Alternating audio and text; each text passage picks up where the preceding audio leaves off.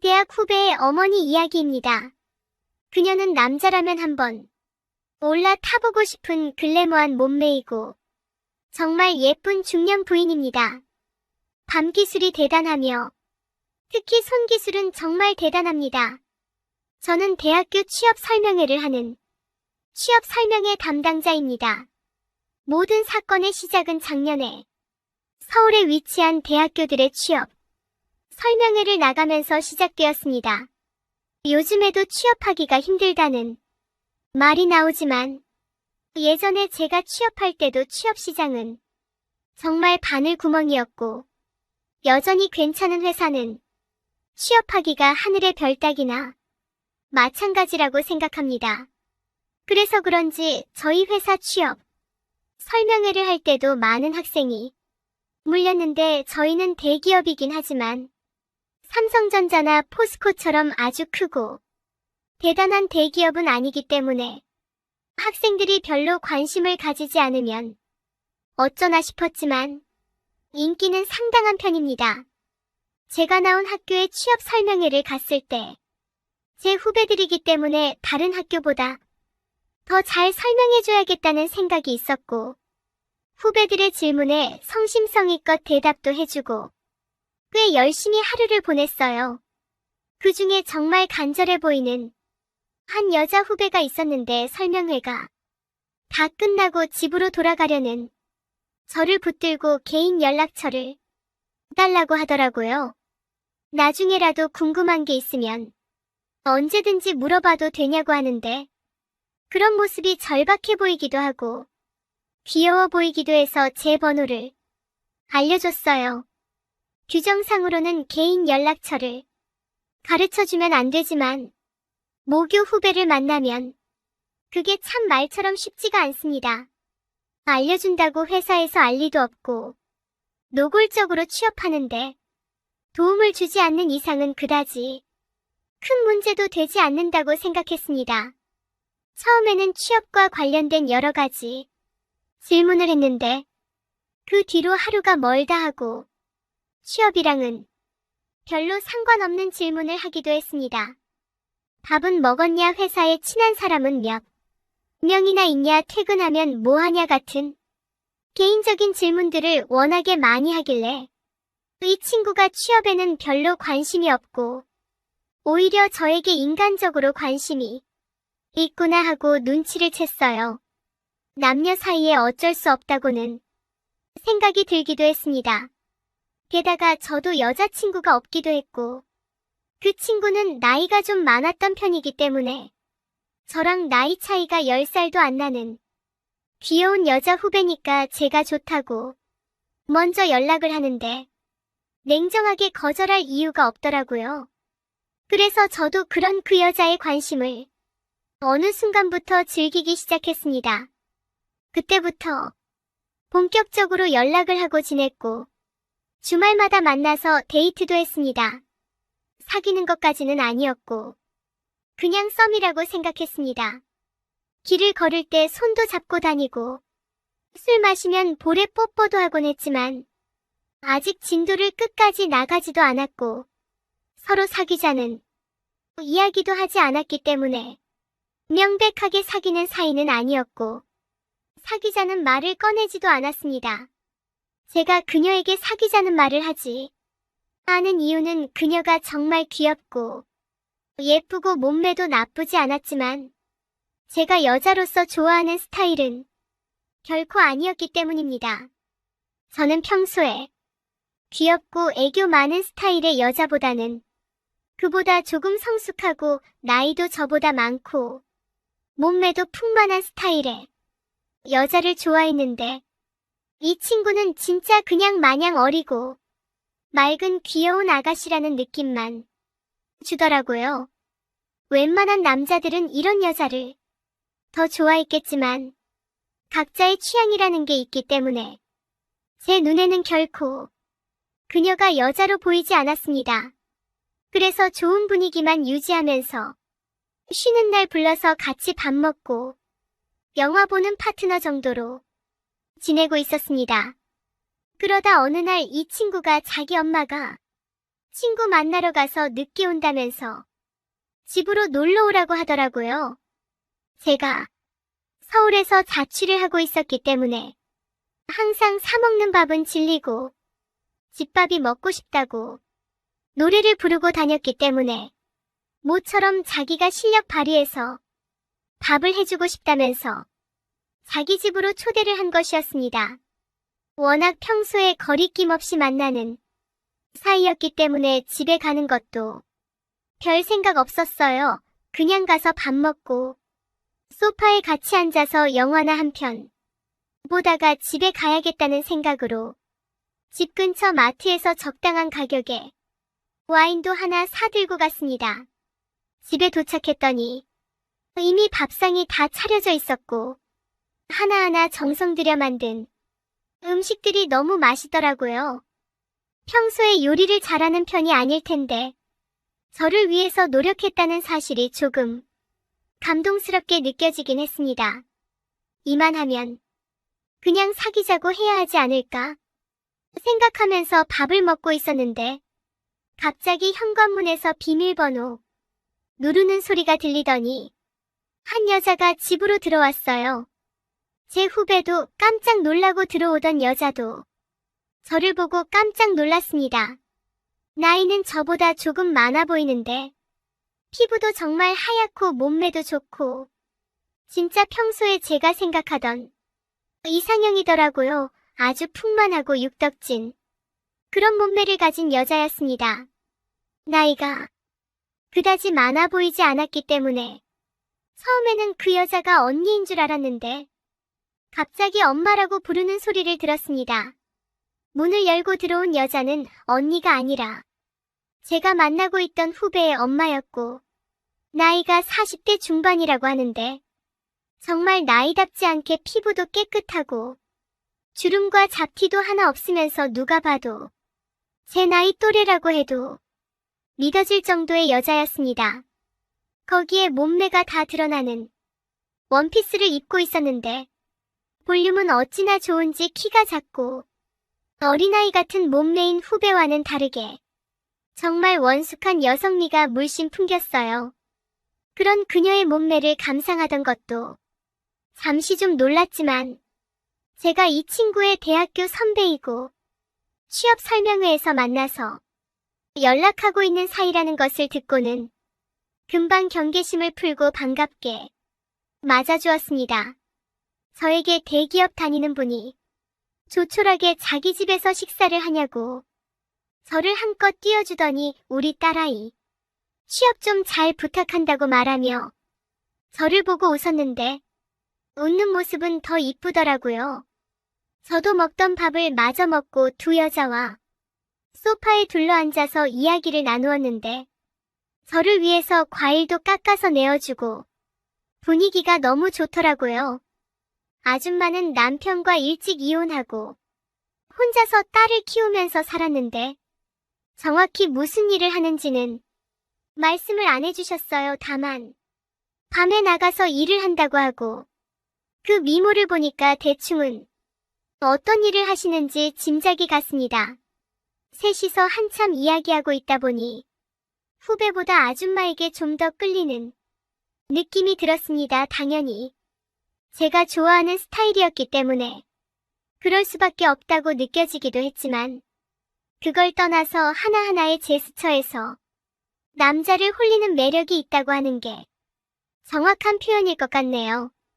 이런 여자가 왜 지금까지 혼자서 딸을 키우며 사는지 이해가 안 갔습니다. 그래도 이때까지는 저를 좋아하는 후배의 엄마라고 생각해서 좋아하는 마음을 갖지 않으려고 노력했는데 이상하게 아줌마가 제 옆에 바싹 붙어 앉으면서 평소 운동하냐고 물어보며 제 팔뚝도 만지고 어깨도 만지더라고요. 콕콕 찌르는 것 같더니 힘 좀 줘보라고 하면서 손바닥으로 쓸어내리듯이 저를 대놓고 만졌습니다. 그리고 제 몸을 더듬으면서 눈은 저를 빤히 쳐다보고 있는데 정말 그 눈빛에 빠져들 것 같은 마성의 매력이 느껴졌습니다. 어찌나 저를 빤히 쳐다보는지 오랫동안 눈을 마주쳤다가는 메두사를 보는 것처럼 몸이 얼어버릴 것 같더라고요. 그렇게 제 몸을 쓰다듬는 그녀의 손길과 눈빛에 저는 정말 그 순간 등줄기에 전율이 흐르는 것을 느낄 수 있었습니다. 제 또래 여자들에게서는 절대로 느낄 수 없는 매혹적인 감정을 느끼면서 그녀의 눈빛에 빠져들고 있었습니다. 미치는 줄 알았지만 이러면 안 된다는 생각에 정신을 붙들고 있었습니다. 셋이서 즐겁게 이야기하다가 제 후배는 화장실이 급하다면서 자리를 비웠고 저는 아줌마와 둘이 마주보고 이야기하다가 저도 모르게 순간적인 충동으로 아줌마의 다리에 제 손을 올려놓았어요. 이야기하면서 할 수 있는 자연스러운 스킨십이라고 볼 수도 있긴 한데 그 위치가 조금 애매하긴 했습니다. 의도적으로 그렇게 다리를 만진 건 아니었고 너무나 본능적으로 그냥 한번 만져보고 싶다는 마음이 바로 행동으로 나와버렸어요. 너무 부드럽고 좋은 느낌이어서 진짜 지금까지도 잊히지 않습니다. 그때 그녀의 탱탱하고 쫄깃한 그 살결을 도저히 잊을 수 없네요. 둘이 마주보고 대화하는 중에 갑자기 일어난 일이라 그 아줌마도 처음엔 당황하는 눈치였는데 금방 받아들이고 저를 보며 웃었어요. 제가 뭘 원하는지 다 알고 있다는 식으로 저를 보며 눈웃음을 짓는데 저는 그때 제가 이 여자한테 완전히 반하게 됐다는 걸 스스로 느낄 수 있었습니다. 후배가 자리를 비운 사이에 둘이 이야기를 나누다가 아줌마가 먼저 저에게 자기는 남편이랑 일찍 헤어지고 지금까지 재혼할 생각 없이 혼자서 아이 키우면서 사느라 고생했다면서 이제는 대학까지 다 졸업시켰으니까 앞으로는 내 인생 살면서 재미도 좀 보고 싶다고 하더라고요. 누가 들어도 노골적으로 저에게 추파를 던지는 게 확실했고 그러면서 슬쩍 제 허벅지 위에 손을 올리고 있었습니다. 저를 보는 눈빛도 아까와는 달라진 촉촉한 눈빛이었고 용기를 내서 입술이라도 맞춘다면 모든 걸 가질 수 있겠다 싶었어요. 집안에 후배만 없었다면 정말 남자로서 용기를 냈을 텐데 정말 간신히 이악 물고 평정심을 유지했습니다. 당장에 큰 문제를 만들고 싶지 않았기 때문입니다. 그 뒤에 후배가 화장실에서 나오면서 다시 상황은 이전으로 돌아갔지만 저는 두근거리는 마음을 진정할 수가 없더라고요. 시간이 좀 더 흐르고 저는 집으로 돌아가기 위해서 인사를 하고 나서렸는데 아줌마가 갑자기 제게 핸드폰 번호 좀 알려달라고 했어요. 나중에라도 자기 딸 취업 준비할 때 물어보고 싶으면 언제든지 연락하겠다면서 제 휴대폰 번호를 가져갔고 그 뒤로 한참 동안 연락이 오지 않았습니다. 후배에게는 계속 연락이 왔지만 솔직히 더 만나고 싶지 않았어요. 여자로 보이지도 않았고 그녀보다는 그녀의 엄마에게 관심이 있었기 때문에 이쯤에서 그만 만나는 게 맞겠다는 생각이었습니다. 그러다가 일주일이 지나고 아줌마에게서 연락이 왔고 집 근처의 조용한 술집에서 만나자고 연락이 오더라고요. 바로 씻고 준비하고 달려나갔는데 약속 장소는 개별룸으로 이루어진 조용한 일본식 선술집이었습니다. 일주일 만에 무슨 이유로 제게 연락을 했겠습니까? 술은 뒷전이었고 1시간 만에 술집에서 나와 바로 호텔로 향해서 아줌마에게 달려들었습니다. 제가 너무 급하게 그녀에게 들이댄 게 아닌가 싶지만 그녀는 그런 저의 모습까지 모두 받아줬으며 표정을 보고 있으니 능숙하고 익숙하게 저를 이해하는 눈빛이었습니다. 게다가 제 마음을 어떻게 그렇게나 잘하는지 정말 남자를 황홀하게 만들 줄 아는 손기술로 저를 잔뜩 만족시켜줬고 그 뒤로 거의 매일 만나고 있습니다. 그녀는 직업으로 밤일을 하는 것도 다 알고 있지만 그런 게 중요하지 않았습니다. 당장의 아이를 키워야 하니 어쩔 수 없는 선택이라는 생각을 했고, 나중에 저랑 정말로 잘 되면 그 일을 그만둘 것이라는 걸 알고 있습니다. 제가 설득해서라도 그렇게 해야겠죠. 게다가 썸 타던 친한 후배가 그녀의 딸이라는 것도 알지만 그런 건 더욱 중요하지 않습니다. 오늘도 퇴근하고 바로 그녀에게로 달려갈 거예요. 제 평생에 이렇게 저를 정신 못 차리게 하는 여자는 처음인 것이습니다. 그녀를 위해서 최선을 다할 생각이고 앞으로 그녀와 행복한 날들을 위해서 노력할 생각입니다. 아들 친구와 방에 들어간다는 것이 아무래도 마음에 걸렸던 것 같았습니다. 나는 친구 엄마의 손을 잡고 방으로 이끌었어요. 친구 엄마는 손을 떨고 있었습니다. 이렇게 남자와 방을 잡은 일이 한두 번이 아니었을 텐데 내가 아들의 친구라는 것 때문에 어찌할 바를 몰랐던 것 같았어요. 우리는 방에 들어가자마자 누가 먼저랄 것도 없이 관계를 시작했습니다. 고상한 친구 엄마는 어렵게 살았지만 아들 친구들이 오면 맛있는 음식을 해주며 환한 미소로 반겨주던 친구 어머니였어요. 그런 친구 어머니가 나의 첫 관계 상대가 되었습니다. 남들은 어떻게 생각할지 몰라도 나는 너무 좋았습니다. 친구 엄마는 처음 하는 나의 서투름에 보채지 않고 차분하게 기다려주었어요. 아무래도 나는 좋았어요. 친구 엄마가 저를 리드하기 시작했습니다. 처음 하는 저는 더 참지 못하고 2분 만에 쏟아내었습니다. 친구 엄마는 안 된다며 더 하라고 했어요. 그렇게 3번을 더 하고 친구 엄마는 저를 안고 잠이 들었습니다. 정말 너무 좋았습니다. 다음날 저는 친구 엄마에게 저의 하숙집 전화번호와 회사 전화번호를 알려주고 헤어졌습니다. 안녕하세요. 오늘은 친구 엄마와 저의 사연을 보내드릴게요.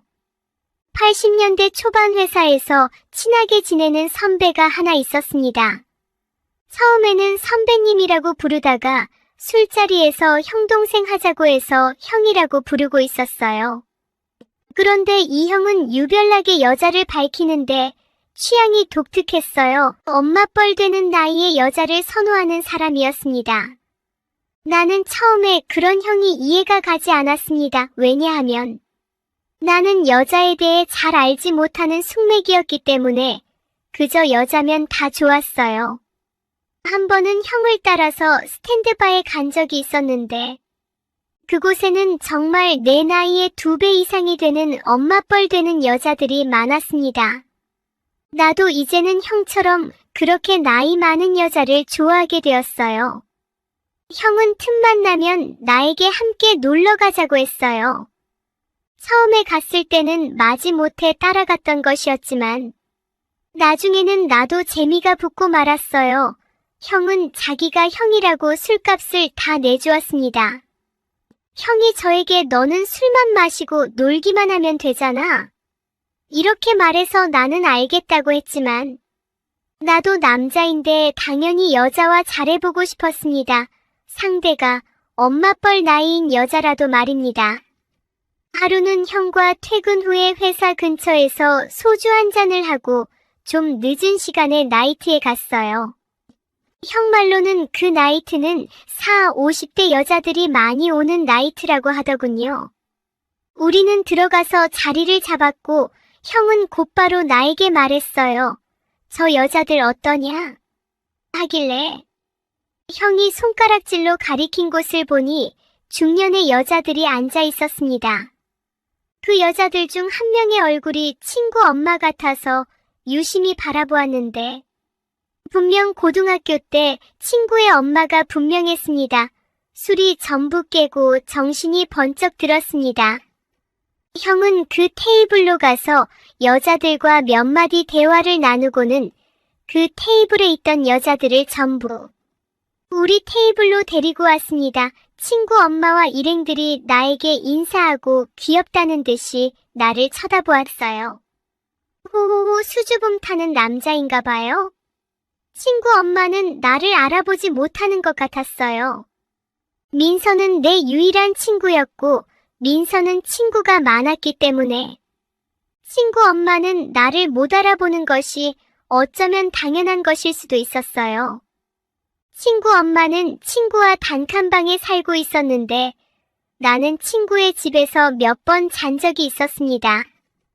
방이 하나였기 때문에 친구와 나 그리고 친구 엄마 이렇게 셋은 한 방에서 자야만 했습니다.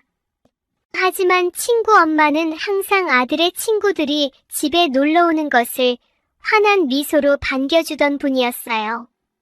친구들 중에서는 민서의 집에서 잘 때 민서 엄마가 씻는 모습을 봤다는 놈들도 있었고 그걸 자랑이라고 말하고 다니냐며 다른 친구들이 한심하게 취급을 했지만 이런 얘기를 하는 친구들이 한두 명이 아니었습니다.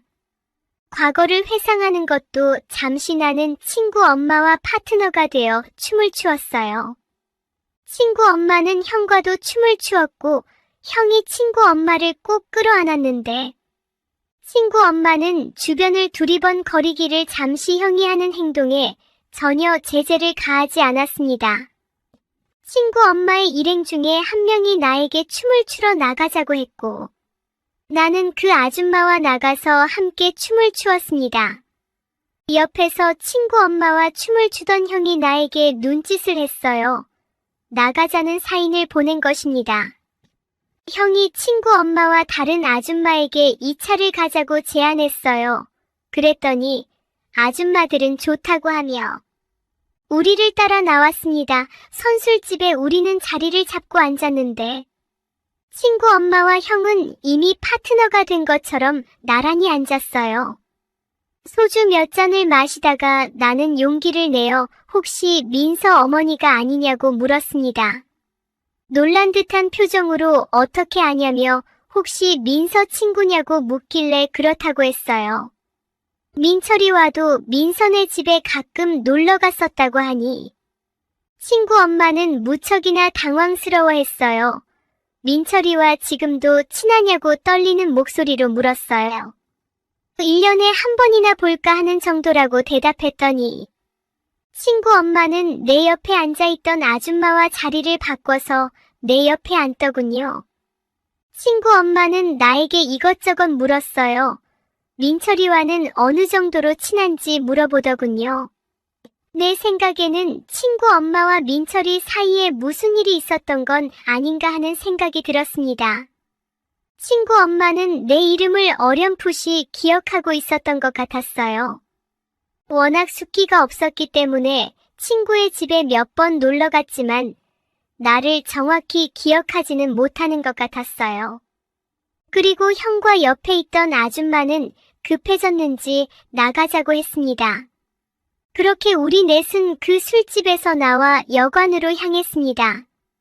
형은 방 2개를 계산했고 열쇠 하나를 나에게 주었습니다.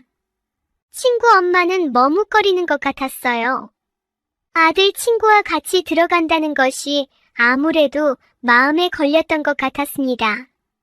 형은 미소를 지으며 의미심장한 말을 했어요. 우리 넷 말고는 아무도 몰라요. 친구 엄마는 억지 웃음을 지으며 말없이 있었습니다. 나는 친구 엄마의 손을 잡고 방으로 이끌었어요. 친구 엄마는 손을 떨고 있었습니다. 나이트클럽에 많이 와본 사람 같았고 이렇게 방을 잡은 일이 한두 번이 아니었을 텐데 내가 아들의 친구라는 것 때문에 어찌할 바를 몰랐던 것 같았어요. 우리는 방에 들어가자마자 관계를 시작했습니다. 거친 피부에 억센 경상도 말씨를 쓰는 우리 엄마와 비교되었던 고상한 친구 엄마는 어렵게 살았지만 아들 친구들이 오면 맛있는 음식을 해주며 환한 미소로 반겨주던 친구 어머니였어요. 그런 친구 어머니가 나의 첫 관계 상대가 되다니. 남들은 어떻게 생각할지 몰라도 나는 너무 좋았습니다. 친구 엄마는 처음 해보는 나의 서투름에 보채지 않고 차분하게 기다려주었어요. 아들 친구들의 서투름에 익숙한가 하는 생각도 들었습니다. 아무래도 나는 좋았어요. 친구 엄마가 저를 리드하기 시작했습니다. 처음 해보는 저는 더 참지 못하고 2분 만에 다 쏟아내었습니다. 친구 엄마는 안 된다며 저에게 계속 하라고 하더군요. 그렇게 3번을 더 하고 친구 엄마는 저를 안고 잠이 들었습니다. 정말 너무 좋았습니다. 머리가 터질 듯한 느낌이 들 정도였어요. 다음날 새벽에 방에서 나오는데 경수 엄마는 내 전화번호를 물어봤어요. 나는 하숙집 전화번호와 회사 전화번호를 알려주고 헤어졌습니다. 그 후 며칠간 회사에서 철야 작업을 하느라 하숙집에 들어가지 못하고 회사 숙직실에서 자며 일을 했습니다. 다음날 점심시간에 전화를 받으라고 해서 받아보니 친구 엄마였어요. 나는 친구 엄마가 나에게 전화를 했다는 사실이 너무 기뻤습니다. 저녁에 만나자고 해서 일 마치고 친구 엄마를 만났는데 그날 후로 자기 생각은 안 났냐고 물었습니다. 나는 매일 생각이 났다고 대답했습니다. 그랬더니 친구 엄마는 빙그레 웃더군요. 그날 친구 엄마와 또 사랑을 했습니다. 나는 남자로서 너무나도 뿌듯했어요. 그 후로 친구 엄마와 나는 애인 사이가 되었습니다. 친구는 일찍 결혼해서 지방에 살고 있었기 때문에 나는 친구 엄마 집에서 자는 날이 많았고 오늘의 사연을 시작하겠습니다. 몇 달 전 아주 깜짝 놀랄 만한 사건이 벌어졌습니다. 지난 여름밤에 잠을 자고 있는데 야근을 하고 오겠다던 남편이 안방에 들어오더니 부부관계를 시도하는 것이었어요. 나는 잠결에 눈도 못 뜨고 남편을 받아들이고 있었는데 왠지 남편의 체취가 아니었어요. 놀래서 눈을 떠보니 남편이 아니라 바로 옆집 하윤이 아빠였습니다. 그도 무척 놀라서 입을 다물지 못하고 있었습니다. 아니 어떻게 우리 집에 들어왔냐고 했더니 하윤이 아빠가 술이 취해서 집을 착각했다고 말하는 것입니다. 아차 우리 큰딸이 밤에 편의점에 갔다 온다고 하더니 현관문을 닫지 않고 들어와서 자고 있었던 것입니다. 우리 집은 복도식 아파트이고 현관에 방충망을 해놓아서 가끔 문을 열어놓고 지냅니다. 안방 창문을 열고 현관문을 연 채로 방충망만 잘 닫으면 맞바람이 불어서 밤에도 시원한 바람이 솔솔 들어오기 때문입니다. 남편은 월말이라 야근할 예정이니 문단속 잘하고 했는데 저녁에 반찬을 여러 가지 만들었더니 피곤해서 그냥 잠들어버린 바람에 이 사단이 난 것이었습니다. 늘 말없이 자기 기분 내키면 내게 다가오는 남편이라 그런가 보다 하고 생각했는데 하윤이 아빠의 낯선 채취 때문에 잠이 확 깨버린 것이었어요. 복도식 아파트라 우리 집이나 하윤이네 집 방 구조는 똑같았고 심지어 침대 위치도 똑같았어요. 우리 둘 다 놀랐지만 우리는 이미 한 몸이 되었고 누구 하나 그만둘 생각이 없었습니다. 하윤이 아빠는 현아 엄마 그만할까요? 라고 묻는데 나는 그냥 계속해요라고 나도 모르게 말해버렸어요.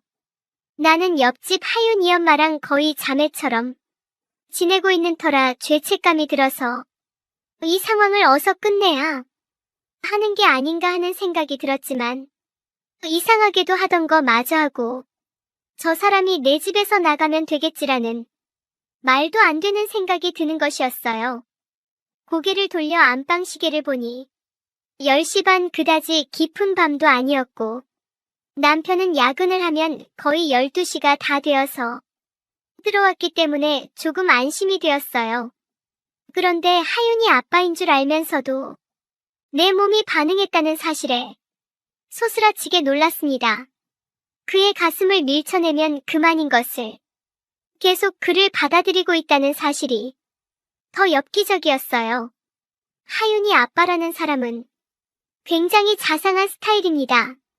이 집에 이사 온 지 3년 정도 되었는데 아이들 나이도 비슷하고 해서 자연스럽게 친해졌어요. 말투가 거칠고 센 남편과는 달리 조용조용하면서도 아이들과 아내에게 자상하게 말하는 하윤 아빠가 참 좋아 보였어요. 그렇다고 우리 애들 아빠에게 애정이 식은 적은 없었습니다. 나와 같이 서울 말씨를 쓰는 부드럽고 조용한 남자가 지금 내 몸 위에 있고 말씨와는 달리 상남자의 모습을 보여주는데 이 시간이 너무 짜릿했고 끝나지 않기를 바라고 있었습니다. 그렇지만 이런 내 모습이 참 낯설었고 지저분하게 느껴졌어요. 우리는 관계를 치르고 서둘러 수습을 했습니다. 인사도 하지 못한 채로 하윤 아빠는 집으로 돌아갔고 나는 흔적을 지우기 위해 온몸을 구석구석 닦았습니다. 남편은 12시쯤 들어왔어요. 연이은 과로로 스트레스를 받아 끊었던 담배를 다시 피우는 남편은 담배 냄새가 절어 있었고 얼른 씻고 왔으면 좋겠는데 여보 오늘도 수고 많았지 하며 나를 안아주는데 죄책감이 들었습니다. 남편은 오늘 나를 원한다고 했어요. 피곤한 김에 더 피곤하게 하고 푹 자고 싶다고 했는데 내 양심상 절대로 그럴 수가 없어서 좋은 말로 둘러댔어요. 남편은 이런 기회가 흔하지 않는데 자존심 상한다고 조금 짜증을 냈습니다. 얼른 씻고 자라고 내일 아침에 보자고 말하고 침대에 누워서 아까 있었던 일을 다시 생각해봤습니다. 남편과는 다른 느낌이었고 어땠더라? 아껴서 천천히 생각하고 싶었습니다. 거칠면서도 꽉 찬 느낌이었고 남편과는 많이 달랐습니다. 그리고 한 가지 남편에게서 못 느꼈던 황홀한 느낌을 받았어요. 그 황홀한 느낌이 계속 생각났습니다. 나는 사실 남편과 10년간 연애를 하다가 30살에 결혼을 했어요. 내 인생에서 남자는 오로지 단 한 사람, 남편뿐이었습니다. 연애를 오랫동안 하고 그 남자와 결혼한 사실이 너무도 자랑스럽고 바람직하다고 생각하고 살아왔습니다. 그런데 느닷없이 이런 경험을 하게 되니 머릿속이 너무 혼란스럽고 어떻게 해야 하지? 우리 둘만 모르는 체 하면 되는 것 아닌가? 이런저런 생각을 하며 잠들지 못하다가 뒤늦게 잠이 들었습니다. 야근으로 고생한 남편에게 간단하게 아침 식사를 차려주고 엘리베이터 앞에서 출근하려는 남편을 향해 손을 흔들어주고 있는데 옆집 하윤이 아빠가 현관을 열고 나오는 것이 보였습니다. 하윤이 엄마는 나처럼 남편이 출근할 때 밖을 내다보지 않아요. 하윤 아빠와 어색하게 눈인사를 하고 집에 들어오려고 하는데 하윤 아빠가 내 손을 살짝 치면서 엘리베이터로 오라고 손짓을 했어요. 나는 거리를 두고 따라갔고 하윤 아빠는 전화번호를 달라고 했습니다.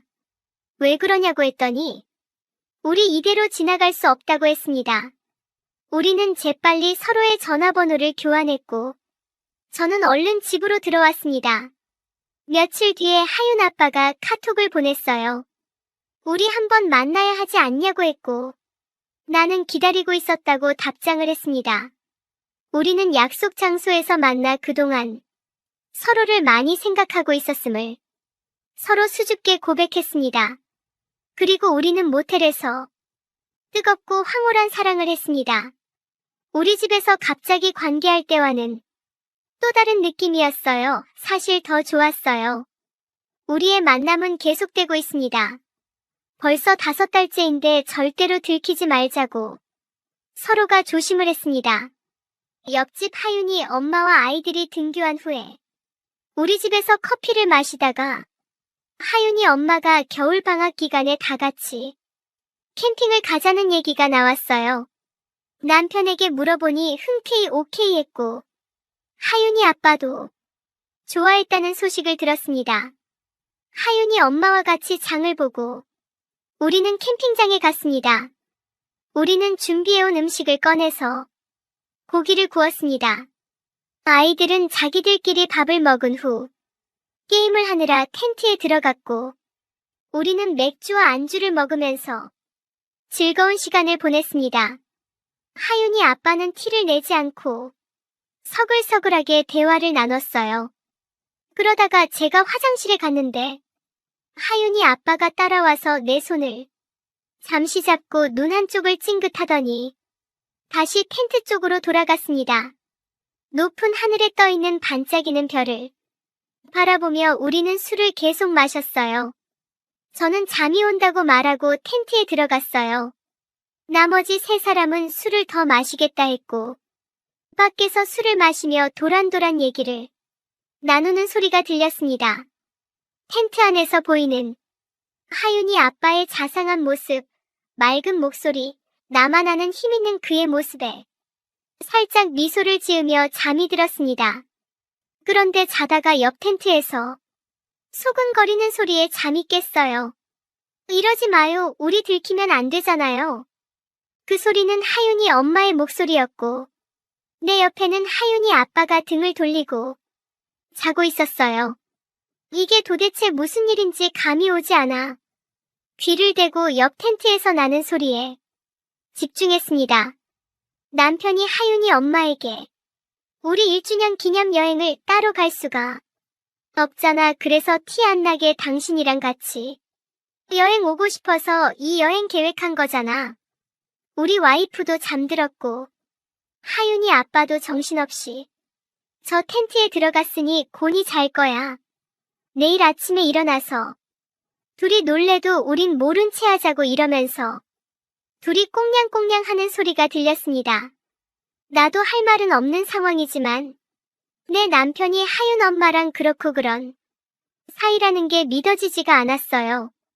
그동안 야근이다 월말이다 하면서 늦게 들어오는 횟수가 많아지더니 이게 다 남편의 계획이었단 말인가. 남편에게 배신감이 들었습니다. 내가 하면 로맨스고 남이 하면 불륜이라더니 정말 기분이 나빴습니다. 그래서 하윤이의 아빠를 조용히 깨웠는데 하윤이 아빠는 인사불성이 돼서 일어나지 못했어요. 저는 계속 옆구리를 찔러서 깨웠습니다. 하윤 아빠는 조금 정신을 차리는가 싶더니 내 얼굴을 보고 소스라치게 놀라더군요. 나는 얼른 하윤 아빠의 입을 틀어막으면서 당신은 술에 취해서 텐트를 잘못 찾아 들어왔다고 했어요. 그리고 지금 옆 텐트에 당신 부인과 내 남편이 같이 있다고 휴대폰 노트에 적어서 보여주었습니다. 하윤 아빠 한숨을 쉬더니 사실 1년 전부터 와이프가 애들 먹을 저녁을 준비해놓고 나가서 자정에 들어왔는데 그 이유가 당신 남편과 만나고 있는 것을 알게 되었다고 했습니다. 그래서 지난 여름에 와이프에게 복수하려고 마음먹었는데 마침 우리 집 현관이 열려 있어서 나에게 찾아온 것이라고 고백했습니다. 그동안 나에게는 아무 감정이 없었는데 곤히 자고 있는 모습이 너무 예뻤고 자신을 쉽게 받아들여주고 반응이 좋아서 너무 기분이 좋았다고 말하는 것이었습니다. 와이프에 대한 복수로 시작했지만 결과는 너무 좋다고 하면서 나를 꼭 안아주었어요. 저 못된 것들은 우리가 저들의 사이를 알고 있는 것을 꿈에도 모를 거라고 하면서 우리는 서로 꼭 껴안고 잠을 잤습니다. 나는 이제 남편에게 미안한 마음이 전혀 없습니다. 배신감이 크지만 그래도 이 가정을 깰 생각은 없습니다. 나도 내 마음대로 살아보려고 합니다. 하윤 아빠와 저는 매일 하다시피 밤마다 전보다 더 뜨겁고 황홀한 사랑을 하고 있습니다. 오늘의 사연은 여기까지입니다. 감사합니다. 구독과 좋아요. 오늘의 사연을 시작하겠습니다. 저는 대학교 졸업 후 회사에 취직을 했는데 그곳에서 입사 동기인 남편을 만나게 되었습니다. 제가 첫눈에 반해서 고백을 하게 되었어요. 적극적인 제 모습이 좋다며 남편은 저의 고백을 받아주었고 그렇게 3년의 연애 끝에 결혼을 하게 되었습니다. 서로 모은 돈이 그렇게 많지 않은 터라 어느 정도 전세금을 모을 수 있을 정도까지만 시댁에서 살기로 하였는데 다행히도 시댁에서는 허락을 해주셨습니다. 시댁에는 시동생 3명과 60대 초반의 시아버지만 계셨어요. 시어머니께서는 일찍이 지병 때문에 돌아가셨다고 하더군요. 큰 시동생은 회사에 취직을 하여 직장 생활을 하고 있었고, 둘째 시동생은 먹고 노는 백수이며, 셋째 시동생은 공무원 시험 준비를 한다며 원룸을 얻어나가 살고 있었습니다. 간혹 집에 반찬 가지러 한 번씩 오기 때문에 큰 불편함은 없었어요. 그렇게 시아버지와 큰 시동생, 둘째 시동생 그리고 남편 이렇게 5명이 한 집에서 살게 되었어요. 5년 정도 결혼 생활을 하며 딸 2을 낳고 육아와 시댁 식구들을 챙기며 정말 바쁜 나날을 보내던 어느 날, 남편은 출장 가는 길에 교통사고로 세상을 떠나버리고 말았어요. 저는 30살의 젊은 나이에 애가 2 있는 과부가 되어버리고 말았습니다. 남편이 갑작스레 세상을 떠나버렸으니 앞으로 살아갈 일을 생각하니 막막하고 암담할 수밖에 없었습니다. 전업주부였던 저는 어디서부터 어떻게 일을 시작해야 할지 모르겠고, 애 2 딸린 30대 여자가 직장을 구하기란 하늘의 별 따기였습니다. 남편이 없기 때문에 계속 시댁에서 살 수만은 없었고, 시아버지에게 아버님 아기 아빠도 이제 없으니 애들 데리고 나가 살아야 하는 게 맞지만, 제가 모아둔 돈이 턱없이 부족한 데다가 나간다 하더라도 당장 먹고 살 길이 없으니, 아버님 명의로 된 아파트 중에 비어있는 곳 있다면 당분간만 살면 안 될까요? 월세는 제가 일하는 대로 바로 드릴게요. 정말 죄송합니다 하고 말씀을 드렸더니, 시아버지는 어차피 지금 비어있는 곳도 없고 나가서 산다 해도 먹고 살길 막막해 보이니 어디 가지 말고 같이 살자고 하시더라고요. 시아버지의 말씀을 듣고 속으로 같이 살기도 불편한데 차라리 어디 낯짝 두껍게 그런 부탁을 하냐면서 화를 내시고 돈이라도 빌려주시지라고 생각했습니다.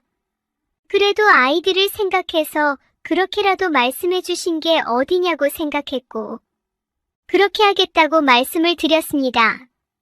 시아버지는 돈에 대한 집착이 대단하셨어요. 그 이유는 어렸을 적에 너무 가난하게 사셨기 때문에 돈을 함부로 쓰지 않으셨던 거예요. 그리고 축의금이나 부조금을 3만 원씩만 합니다. 어차피 서로 주고받는 거니까 안 받는 셈 치고 주는 거라면서 3만 원이 적당하다고 하십니다. 그만큼 근검 전략이 몸에 배신 분이셨어요. 저에게도 용돈 한 번 안 주시고 아이 출산했을 때 병원비 내주신 거 외에는 없었네요. 항상 내 남편이 돈을 벌고 있으니 남편에게 타서 쓰라고 하셨어요. 자식들은 그러한 시아버지에게 모두 꼼짝 못할 정도이며 안 먹고 안 쓰고 모은 재산이라면서 본인이 돌아가시기 전까지는 한 푼도 못 준다고 하시더라고요. 한 번은 시동생들이 시아버지에게 사회생활할 수 있도록 미리 물려줄 재산을 조금만 달라고 어렵게 이야기를 꺼냈더니 그렇게 재산 이야기를 계속할 거면 남편이 다녔던 대학에 기부하고 죽을 거라며 너네들이 이럴 줄 알고 미리 총장님께 이야기를 해놨다며 호통을 치시더라고요. 시동생들도 더 이상 그 뒤로 말을 꺼내지 않았습니다. 솔직히 제가 본 시아버지는 절대 기부하실 분은 아니에요. 무덤에 가져가신다면 모를까. 그렇게 호랑이처럼 무서우신 시아버지도 돈에 대한 것 빼고는 저에게 딸처럼 자상하게 대해주십니다. 시아버지에게 딸이 없어서인지 제가 아빠라고 불러드리면 정말 좋아하시거든요. 그런 제가 편하게 느껴지신 건지 가끔씩 심심한데 술 친구 해달라고 저에게 말씀하실 때도 있는데 그럴 때는 흔쾌히 같이 마셔드릴 때가 많아요. 어느 날 저는 시아버지와 둘이 있을 때 맥주 한잔하면서 아빠는 돈도 많은 부자이니까 이제 쓰고 싶은데 써도 되지 않아요? 왜 쓰지도 않고 모으기만 해요? 하고 싶은 게 많은 아빠인 건 내가 다 아는데 그것도 꾹 참고 있잖아요. 하고 여쭤보니 솔직히 그렇게 큰 부자도 아니고 그렇다고 세상 사람들에게 어느 정도 돈이 있다고 자랑하고 다니면 여기저기서 자기에게 손 벌릴 사람이 많아질 게 뻔하다고 하시더군요. 가까운 아들들도 저렇게 돈을 달라고 하는데 남들은 어떻겠냐며 말씀을 하시는데 정말 쓸쓸해 보였습니다. 그렇게 시아버지와 술 친구를 자주 하다 보니 시아버지는 저에게 남들에게 하지 못할 말도 많이 하시고 남편이 죽고 나서는 더 저를 챙겨주시기도 합니다.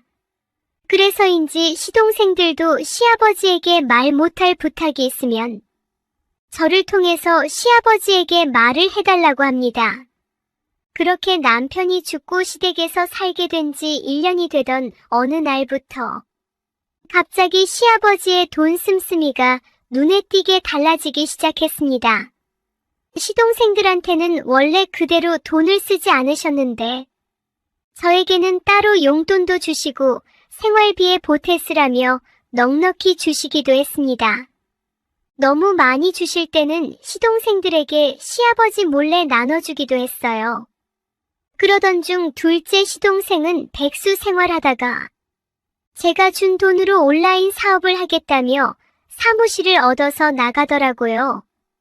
형제들 중에서 제일 머리가 좋긴 했으니 너무 기특해서 시아버지에게 받은 용돈과 남편이 조금 남겨준 재산을 보태서 사무실 보증금을 내주었습니다.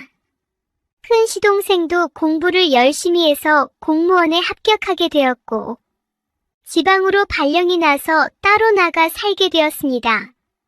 그렇게 해서 시아버지와 두 딸, 저 이렇게 네 사람만 살게 되었는데 두 아들마저 집을 나가서 빈자리가 크게 느껴지신 건지 술을 마시는 날이 더 많아지셨어요. 그러던 어느 날 딸들을 어린이집에 보내고 집에 와보니 혼자 맥주를 드시고 계시는 겁니다. 안주를 차려드릴 테니 기다려라고 말씀을 드렸더니 잠시 저에게 앉아보라고 하시더라고요. 의아해하면서 의자에 앉으니 저에게 오랜 시간을 고민하고 또 고민하고 말하는 거라면서 지금부터 하는 말에 너무 놀래지 말고 절대 자기를 피하지 말라고 말씀하셨습니다. 에이 아빠 절대 도망도 안 가고 안 놀릴 테니 말해봐요.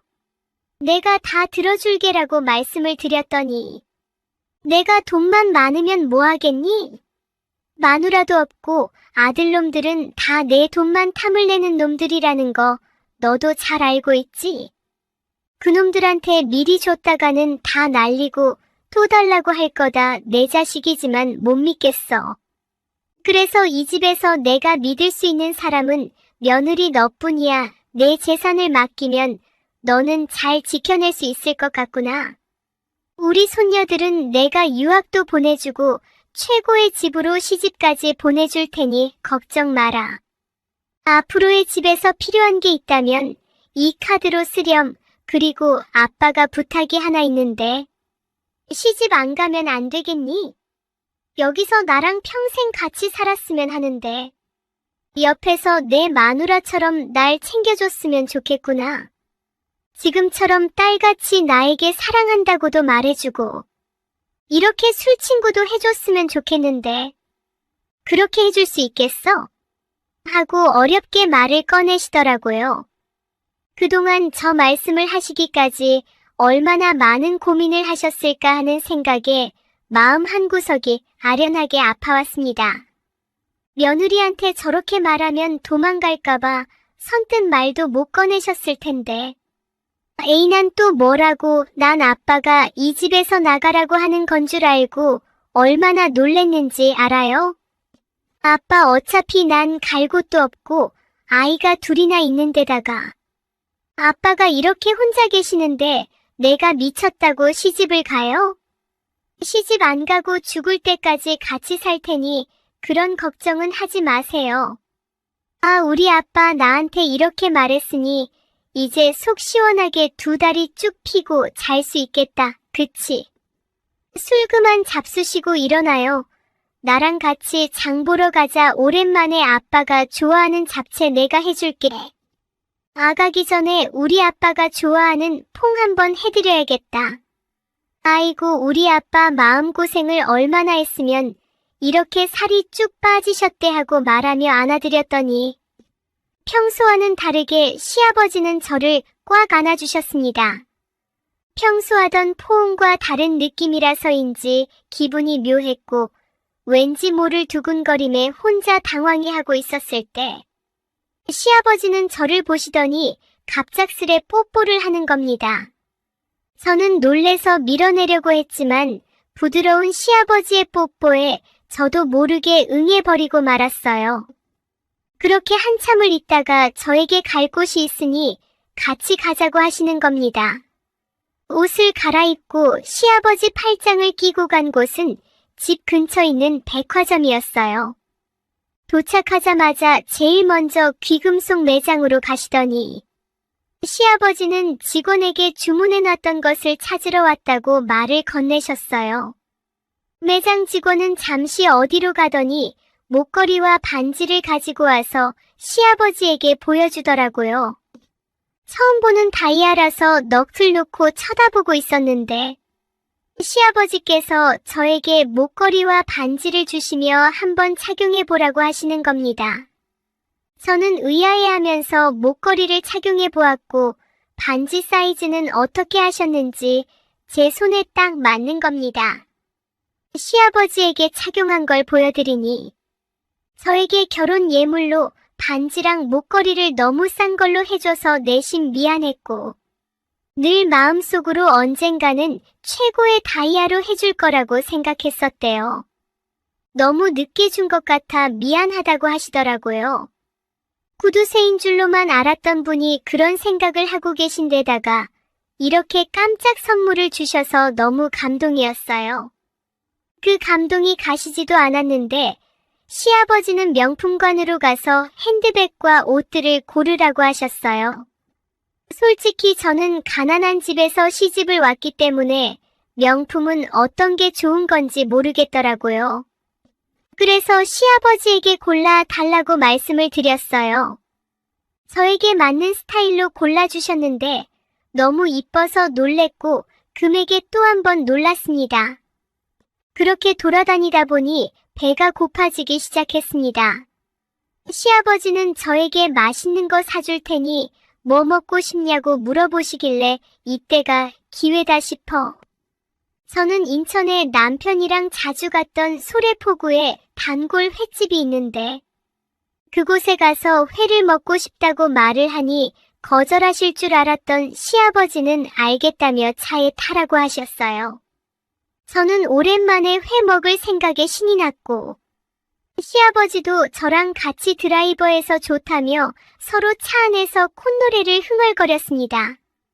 한 손으로 운전대를 잡고 오른손으로는 제 머릿결이 좋다고 만져주시다가 손이 차다며 손도 잡아주셨는데 놓질 않으시더라고요. 시아버지인데도 남자는 남자잖아요. 저는 이상한 감정이 드는 겁니다. 저도 모르게 시아버지의 손을 꽉 잡고 말았습니다. 그렇게 달리다 보니 단골 횟집에 금방 도착하였고 오랜만에 저를 본 사장님께서는 저를 반갑게 맞이해 주셨어요. 아이고 아가씨 오랜만이네. 그새 얼굴도 더 예뻐지고 얼굴도 환해진 게 좋아 보여. 옆에 계신 분은 남편분이실까나요? 아, 결혼해서 더 이뻐졌나 보네. 어서 들어와 앉아요 하며 시아버지를 남편으로 오해하시더라고요. 저는 네 이모 제 남편이에요 하고 웃어넘겼고 그렇게 시아버지와 저는 회를 맛있게 먹었습니다.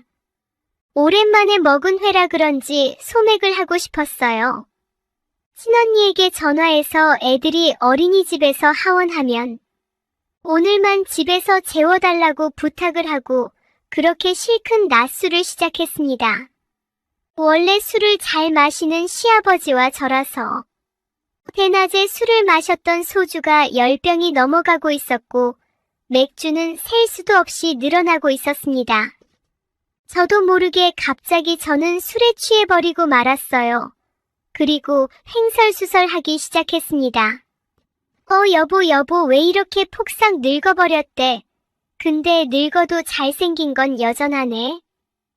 근데 나 지금 속이 안 좋아. 잠도 오고 빨리 집에 가자 하고 말을 했습니다. 사실 저는 술에 취하면 서서히 취하는 게 아니라 갑자기 확 취해버리는 타입이라 저도 모르게 길바닥에 자버리는 경우가 허다했어요. 그날은 오랜만에 대낮에 소맥을 하니 당연히 취할 수밖에 없었습니다. 시아버지는 저를 업고 차 뒷좌석에 눕혀주셨는데 갑자기 속이 울렁거리기 시작하는 겁니다. 그러면 안 됐었는데 저도 모르게 방금 먹었던 애들을 세상 밖으로 보내주고 말았습니다. 그 순간 갑자기 정신이 들었고 죄송하다는 말만 연신 해대고 말았습니다. 시아버지는 수건으로 제 몸을 닦으시며 괜찮다고 하셨어요. 술 냄새와 이상한 냄새를 풍기는 저를 피하지도 않으시고 오히려 그런 저를 안고 차 옆에 앉게 해주셨습니다. 그리고 근처 약국에서 약을 사와 저에게 먹으라고 건네주시는 겁니다. 그때 이상하게도 시아버지의 그런 모습이 뭉클하고 남자다워 보이기 시작했어요. 저도 모르게 반해버린 것 같이 심장이 두근거렸습니다. 그때 시아버지께서 오는 길에 호텔이 있는 걸 잠깐 봤는데 거기 가서 좀 씻고 아까 사주신 옷으로 갈아입자고 하시더라고요. 본인 여분 옷도 있으니 걱정 말라고 하셨습니다. 그렇게 어쩔 수 없이 처음으로 시아버지와 객실로 들어가게 되었어요. 먼저 씻고 나왔더니 시아버지께서 제 더러운 옷은 다 버리시고 깨끗한 옷으로 갈아입을 수 있도록 서랍 위에 올려놔 주셨습니다. 저는 냉수 한 잔 마시고 나니 그제서야 정신을 차릴 수 있었습니다. 그래도 조금은 술기는 남아서인지 힘이 풀려버려 누워버리고 말았어요. 그걸 본 시아버지께서는 저에게 다가오시더니 저를 안으셨어요. 그렇게 그날 시아버지와 저는 넘지 말아야 할 금단의 선을 넘어버리고 말았습니다. 그리고 잠이 들어버렸고 일어나 보니 늦은 저녁 시간이 되었더라고요. 시아버지의 손을 꼭 잡고 바닷바람을 쐬며 근처 식당에서 밥을 먹었습니다. 그렇게 시아버지와 하룻밤을 더 보내게 되었어요. 다음날 아침 차를 타고 집으로 왔습니다. 그 이후로도 변함없이 저에게 잘해주셨고 매일매일 저에게 사랑한다는 말을 해주셨습니다. 그러다 제 생일날이 되었어요. 시아버지는 제 생일날 그냥 넘어가기 아쉬우니 호텔에 2박 3일로 예약을 해뒀으니 그곳에서 실컷 놀고 먹고 지내자고 하시더라고요. 그래서 그곳에서 금단의 선을 수없이 넘어버리고 말았어요. 시아버지는 젊은 사람 못지않게 힘이 넘쳐났고 지칠 줄 몰랐으며 저를 행복하게 해주셨습니다. 그렇게 둘만의 시간을 끝내고 집으로 돌아왔어요. 시아버지와 위험한 동거는 지금까지도 계속되고 있습니다. 시아버지와 관계가 어떻게 될지는 잘 모르겠지만 저로선 어쩔 수 없어요.